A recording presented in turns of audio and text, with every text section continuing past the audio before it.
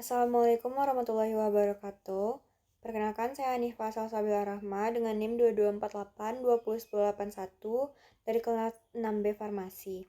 Baiklah, di sini saya akan menjelaskan mengenai mata kuliah nutrasetikal tentang pengantar, kerusakan bahan pangan, dan cara pencegahannya. Nutrasetikal adalah jenis makanan yang memiliki manfaat untuk kesehatan secara medis, termasuk pencegahan dan pengobatan penyakit yang disebut juga dengan functional food. Istilah ini dikenalkan oleh Stephen D. Vleis pada tahun 1980-an.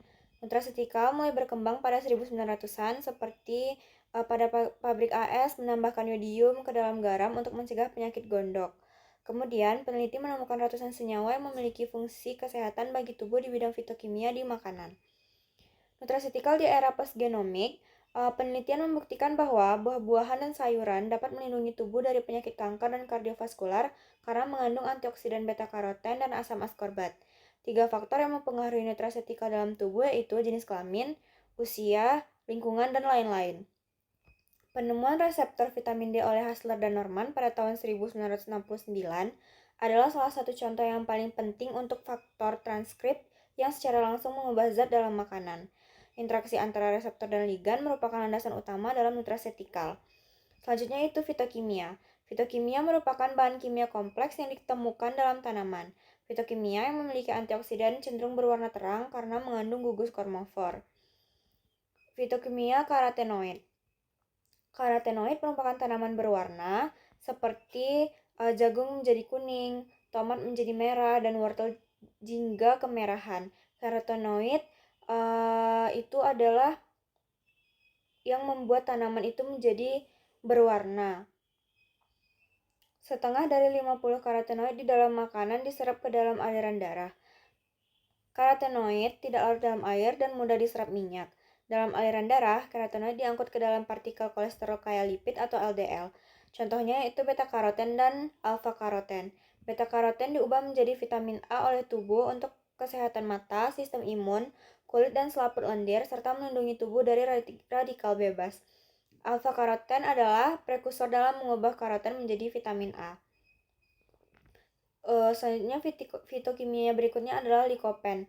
Likopen disintesis oleh tanaman dan mikroorganisme, memiliki kemampuan mengikat oksigen bebas 2 kali lipat dari beta-karoten dan 10 kali lipat dari beta-tokoferol, berperan dalam sejumlah reaksi kimia yang dapat mencegah karsinogenesis dan antagonesis dengan melindungi biomolekul penting untuk sel termasuk lipid, protein, dan DNA. Lutein, zeaksatin, dan astaxanthin. Lutein adalah suatu xanthofil dan satu dari 600 carotenoid yang ada di dalam sayuran berdaun hijau seperti bayam dan kangkung sebagai antioksidan dan berperan sebagai nutrisi mata. Zeaxanthin adalah salah satu carotenoid alkohol yang paling sering ditemukan di alam sebagai antioksidan. Astaxanthin bermanfaat untuk mengatasi penyakit degeneratif pada lansia seperti nyeri otot, rheumatoid arthritis, kulit keriput, dan kerusakan kulit akibat sinar UV. Terapi dengan antioksidan. Antioksidan merupakan senyawa yang dapat memperlambat atau mencegah kerusakan akibat radikal bebas. Jenis-jenis produk bahan alam yang dapat digunakan sebagai nutrasetikal yaitu yang pertama ada produk yang telah distandarisasi berdasarkan kandungan fitokimianya. Yang kedua itu produk yang telah diketahui kemampuannya namun belum distandarisasi atau masih secara empiris.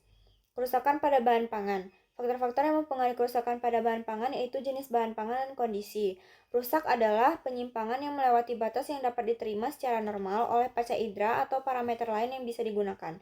Klasifikasi bahan pangan yaitu bahan pangan mudah rusak seperti susu, ikan, telur, dan daging, bahan pangan yang agak mudah rusak seperti buah-buahan dan sayuran, dan bahan pangan yang tidak mudah rusak seperti sereal dan kacang-kacangan.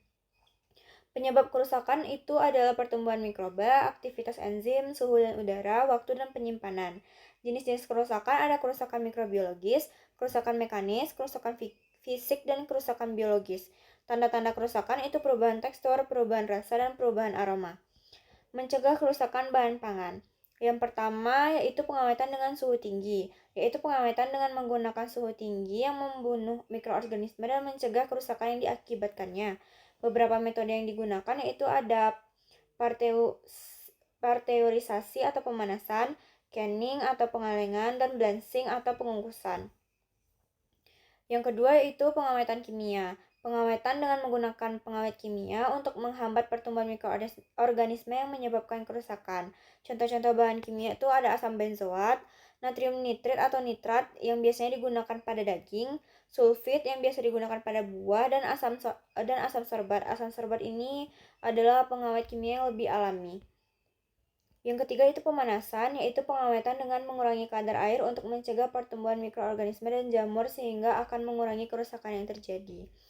Sekian materi yang dapat saya sampaikan. Terima kasih. Assalamualaikum warahmatullahi wabarakatuh.